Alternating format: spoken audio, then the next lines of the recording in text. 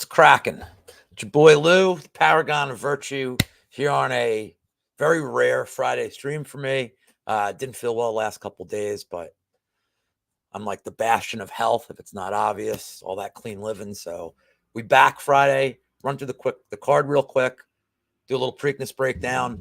As always, sponsored by Royal Dance Danish Butter Cookies, feeding the Danish since 1966. All right, enough of that crap. Let's get to the card, and I'm going to start the other way around. I don't want to start with that. There we go. There we go. Awesome. Thank you guys for being here. I know it's early. Shout out to Mushroom. He came with the channel. We're stuck with him. My guy, Rich, what's up? My guy, VTech, who likes my horse bets. Look, I did all right in the last one. I didn't do well in the Derby itself, but I did well in the undercard. But we're going to play this one a little different. So hopefully you're down for that. The Preakness is historically a little harder to make money on.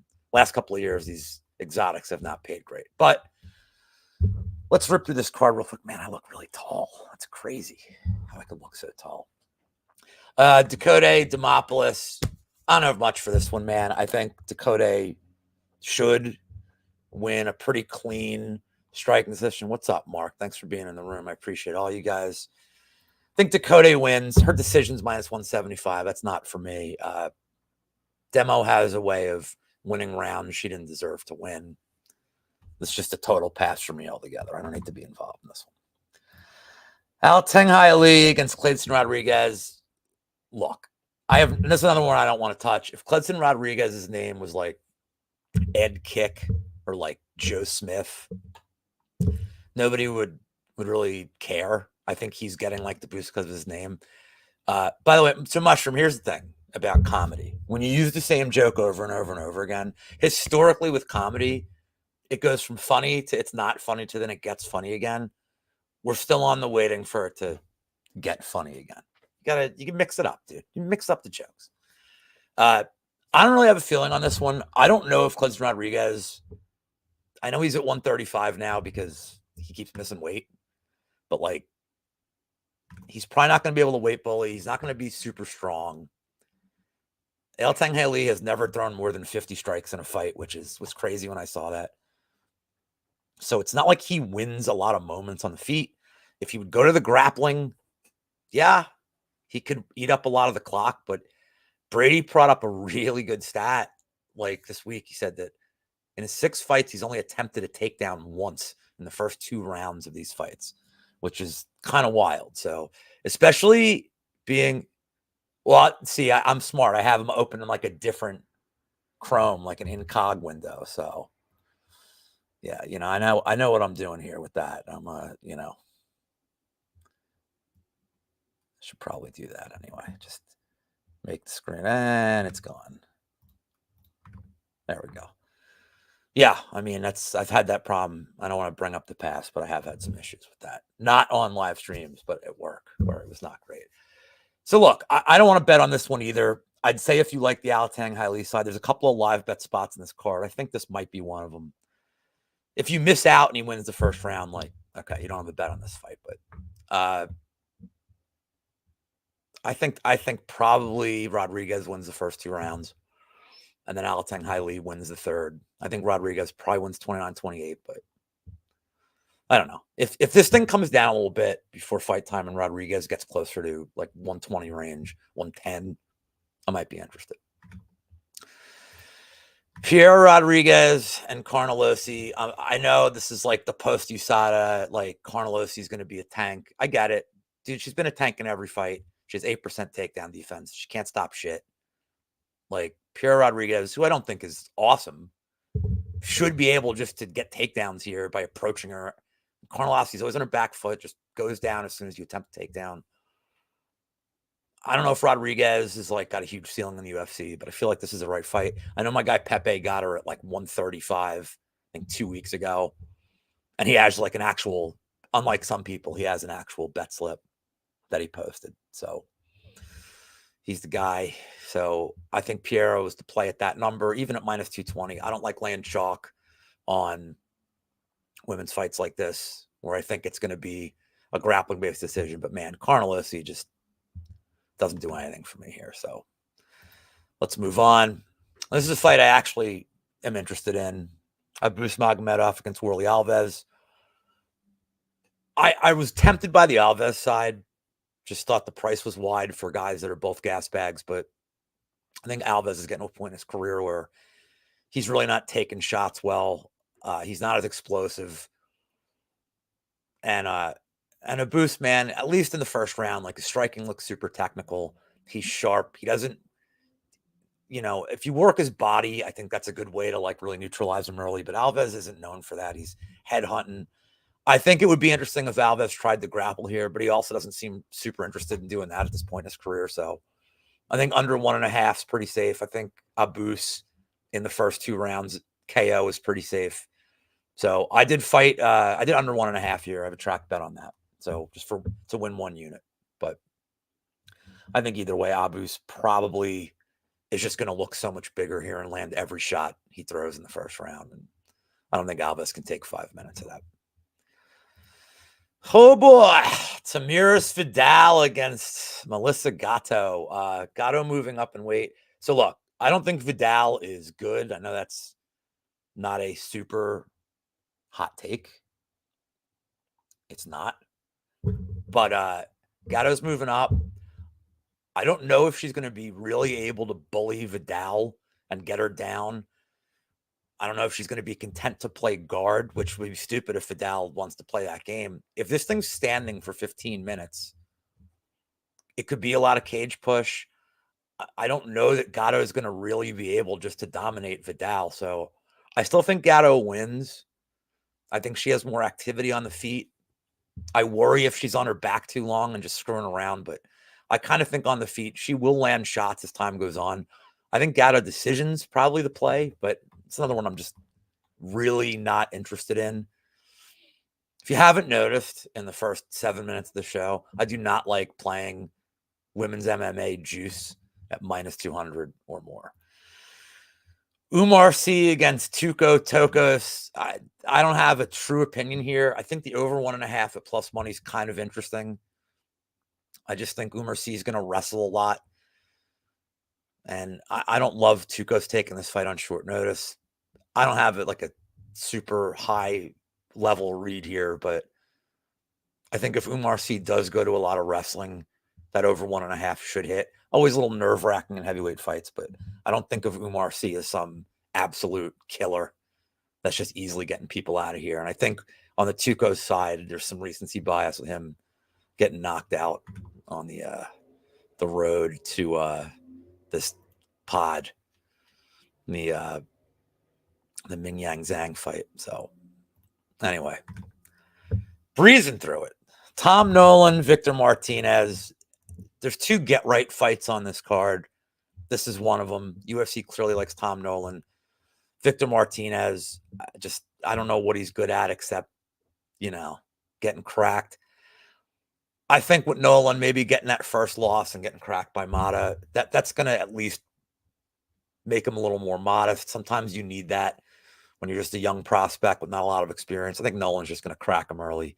It's a square play, but Nolan round 1 KO for me. It's still plus money. It's barely plus money, but if this thing gets out of the first round, I would be pretty surprised. All right, I have an actual breakdown for this one. Angela Hill against Laura Pinheiro. Okay, so I've seen a lot of love on the Angie Hill side, and I feel like the love for the Angie Hill side is that people don't think Pinheiro has good cardio. And I won't argue that. But if you like the Angie Hill side, why are you betting her pre-fight? You're not getting a great price. I mean, she's never the favorite in fights. Now you're laying juice, and that's not for me.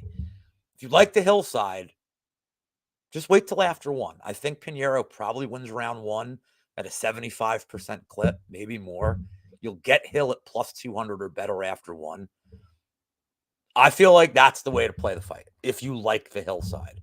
Personally, I don't want anything to do with it. The split decision is plus 250. I've never seen a lower split decision number in my life. It's absurd. They know how this is going to end. So if you're going to bet a fight that you think is going to split decision, you want plus money. So for me, it's either Pinheiro pre-fight at the plus money, or Hill live after 1 at what I think is plus 200. And guess what? If Hill wins the first round and you don't get that opportunity to get the live bet, I'm cool having no money on an Angela Hill fight.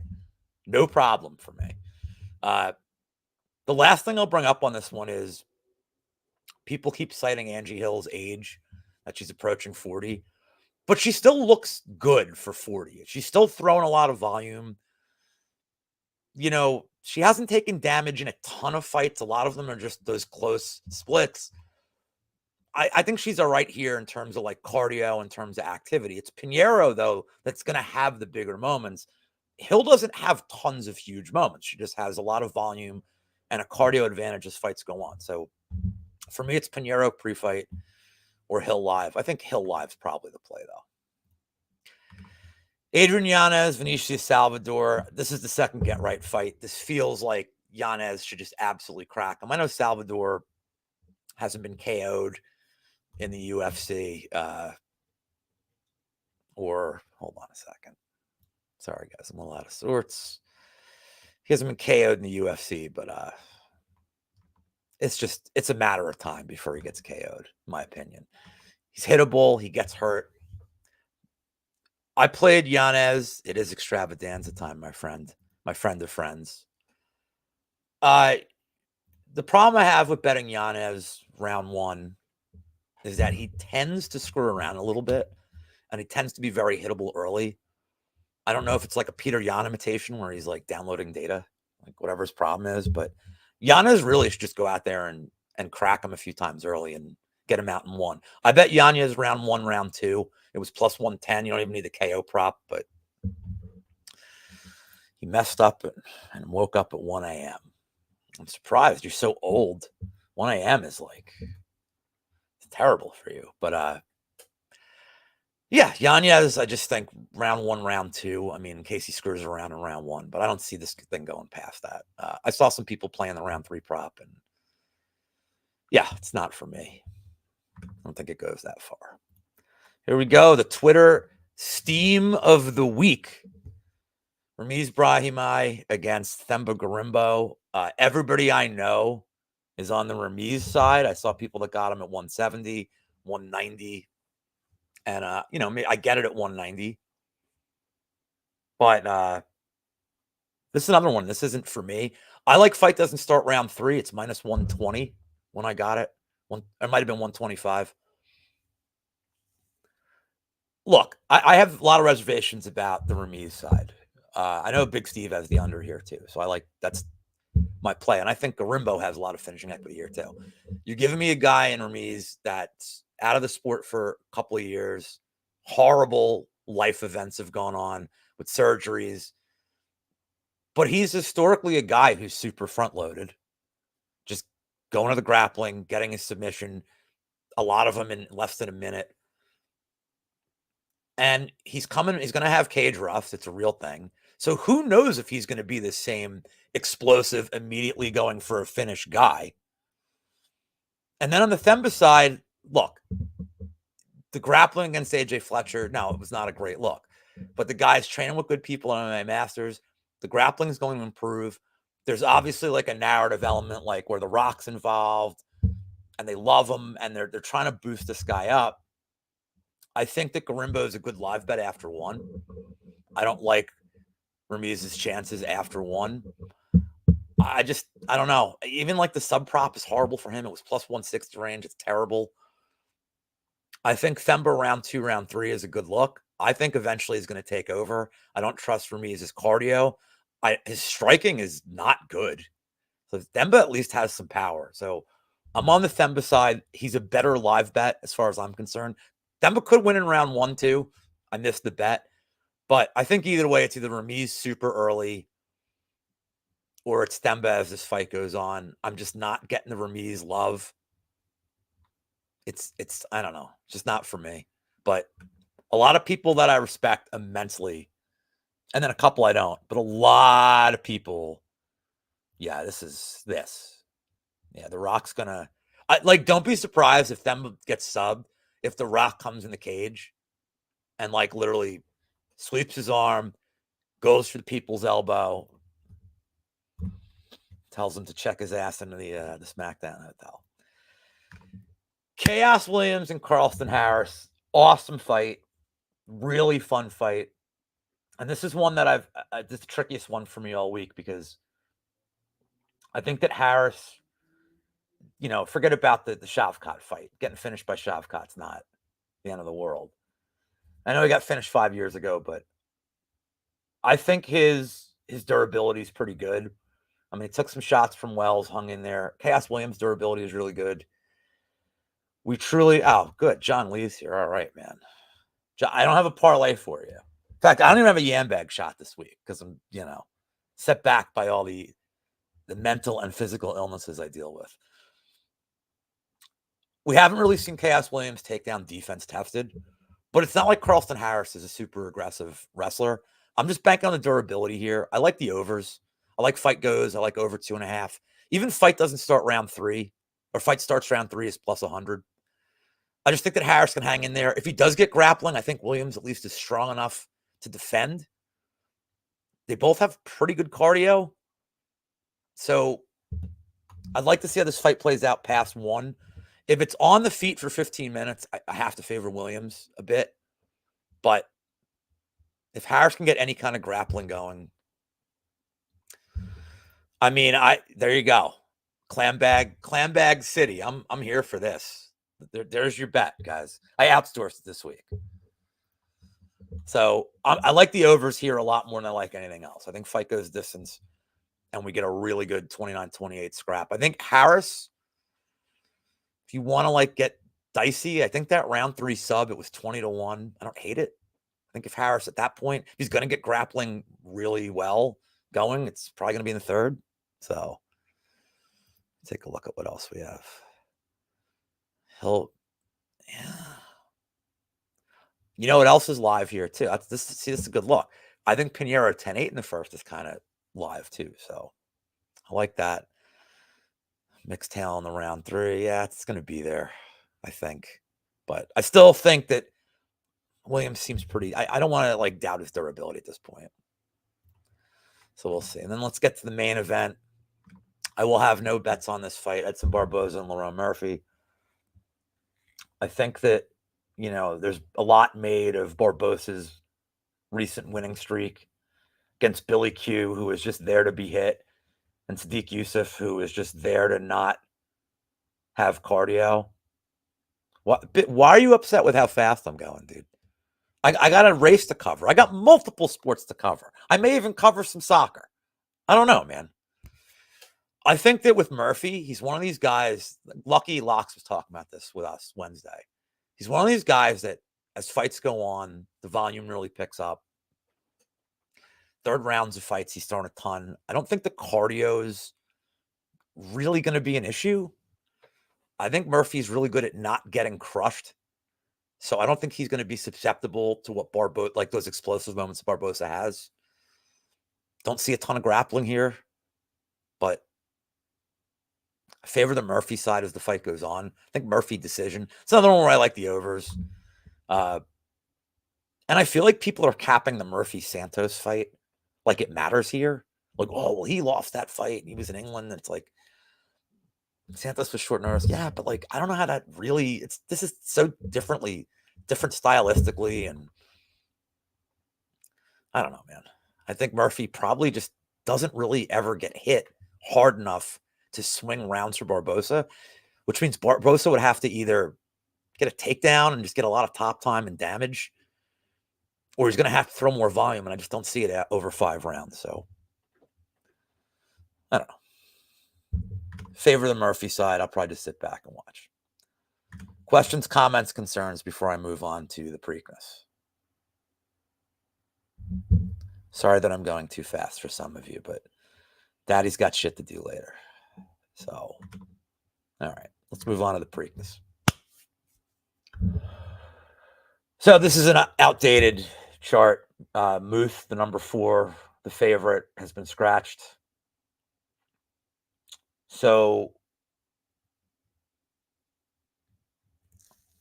my favorite bet.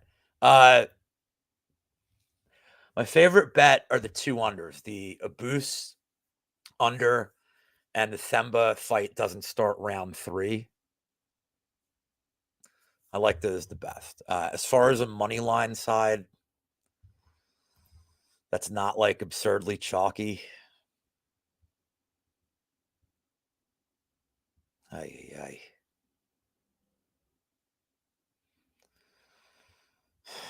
guess Murphy and Harris would be my. I don't have a favorite money line play here, man. Everything's too juiced for me. Just not that kind of card for me. Yes. Also, go check out the BB MMA pod, otherwise known as the Pass or Pass pod, and hang in there for his one bet that he gives out a week. Okay, so the Preakness. So before I get to the Preakness, I have to give a small recap of what went wrong at the Kentucky Derby. I was never going to win 4 Triple Crown races in a row. Never. But what really went wrong was that I fell in love with fierceness. I watched all the races. I love how this horse can just stay on the pace, take the lead late, and never be caught because it was the fastest horse in the race. And then what happened? He took the lead early, set the pace, but just he collapsed near the end because there were too many pacey horses in the race that had enough left in the tank. He got caught by Forever Young. He got caught by Catching Freedom. Mystic Dan, obviously the winner. Ended up finishing in 15th. I did say, I gave out a backup play that said, here's your trifecta without fierceness, because if he doesn't win, he's going to come dead last. But I didn't have Forever Young in there. So nothing for me on that. Did well in the undercard. But different approach on this race. So historically with the Preakness, these last few years, these trifecta and superfecta tickets have not paid great because you're getting chalk winning. Last year it was National Treasure. He went off about 1-1. So you're not really winning anything if you take the favorite. So that being said, when I look at these odds, Mystic Dan has really no appeal to me at 5-2. It is supposed to be a damp track. That's where Mystic Dan, as a mutter, does pretty well. I just think that Mystic Dan ran kind of a perfect race. Like, did really well in the Derby. Didn't really have a ton of interference early in the run. Hung in like the middle of the pack. And then when Mystic Dan made the move near the rail, was able to easily weave between these horses. There were just tons of gaps. This is an 8-horse race. I don't really think that's going to be the case here. There's also not going to be a ton of pace early. I think Imagination, which is the other Baffert horse, probably going to set the pace early. Maybe Just Steel. But here's how I think the way to play this race is. There's only 8 horses you can bet on. Let's toss number 1, Mugatu. Awesome name. Not a good horse. Not for me. I don't think the distance is going to be good for this horse. Never raced against good competition. So, and Joe Bravo is kind of mid-pack compared to a lot of these jockeys. So I don't care about Mugatu. Uncle Heavy, I have interest in playing underneath. If you're playing a superfecta, if you're playing a trifecta. Only Pennsylvania horse in the race. I don't know how good this horse really is. It's a big step up. But I also know that Irad Ortiz Jr. mounting the horse is kind of like, you have to think that means something. This is a legendary jockey. He's not going to take a 21 horse unless he knows something. Catching Freedom, pretty good run in the Derby. As expected, a lot of late speed. We're going to get back to Catching Freedom in terms of how we bet this in a second. Mystic Dan, I already said, I can't play this horse number 1. Obviously can't toss it from consideration, but you're not making a ton of money if you put Mystic Dan as the winner. Seize the Gray, Jamie Torres. I've had some problems with what to do with this horse. This is on this is right on the borderline for me if I play this horse in any exotics or not. Ultimately, I decided on a race like this, if I'm going to do a superfecta, which I am, I think you can probably put Seize the Gray in as 4th. And probably going to have some early speed, but it's going to be too much for this horse with some of the speed, the late speed and closers that we have in this. Just Steel, I'm tossing Just Steel. I'm not interested. This is like its 38th race of the year.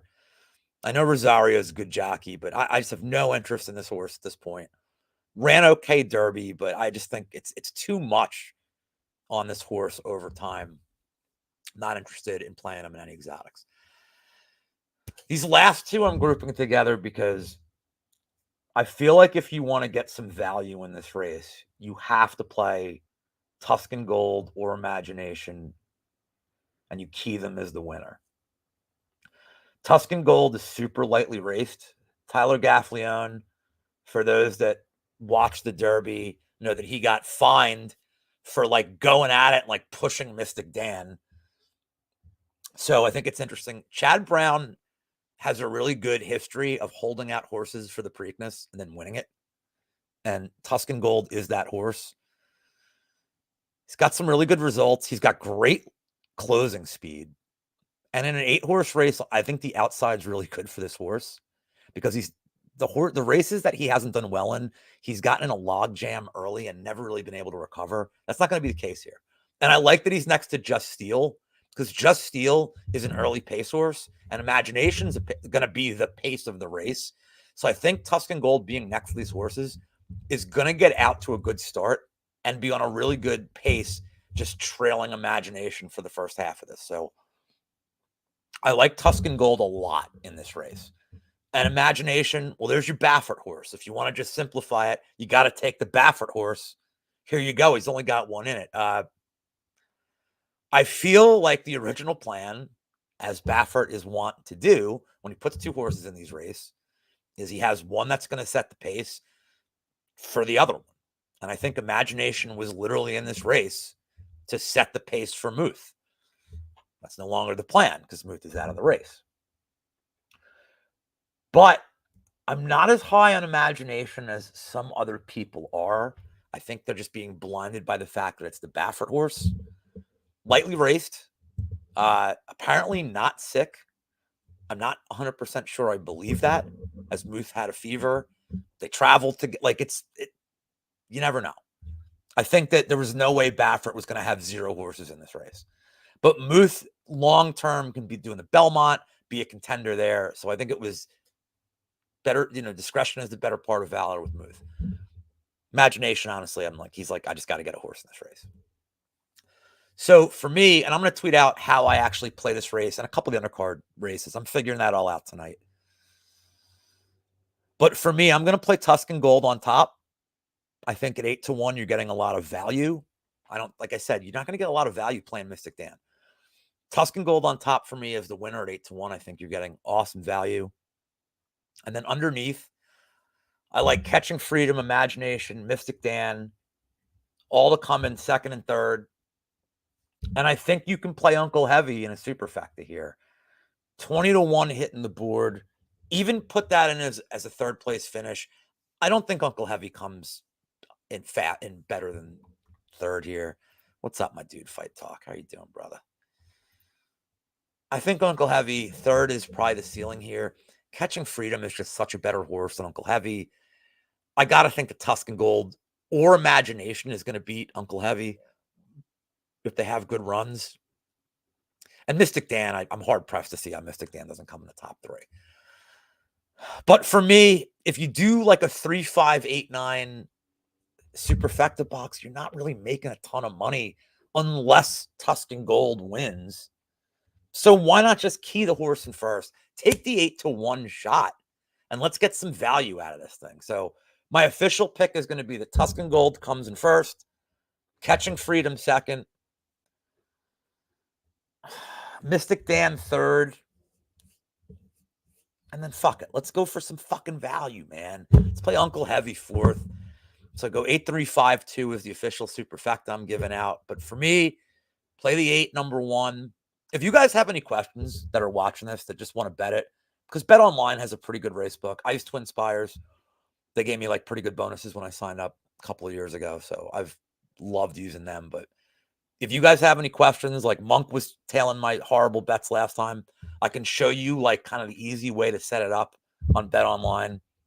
It can be really overwhelming. I've been doing this for years and it's overwhelming.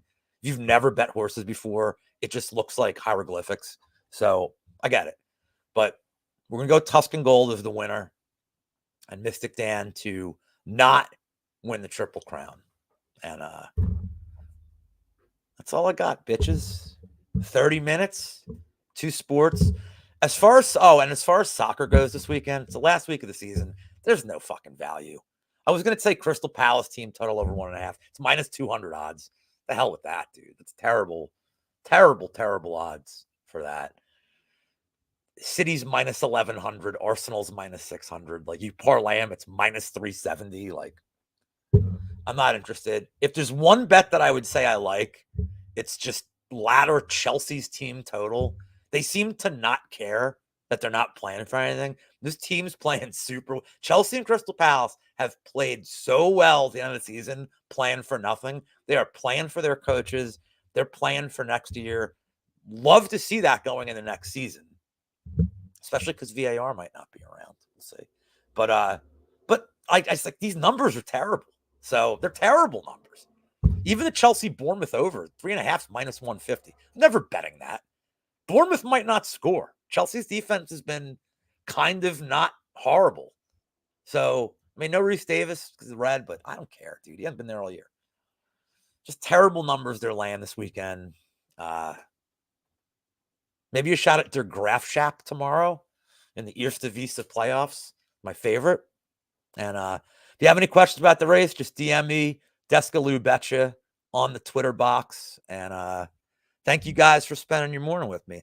And my guy VTech called me out earlier in the week. Are you doing a Preakness or what? I'm like, I had to get there, man. But yeah, give me a shout, give me a DM, and I can help you set up whatever your bets are. Mick, thanks for being here. Big Steve, Rich, Fight Talk, Mushroom, who I think I ran out of here when I said you need a new joke. John Lee, of course. Demarison, Mark Frost, Cole. Thank all you guys for tuning in. I really do appreciate you. Good luck this weekend. And we'll see you in 2 weeks because we got the week off. Later.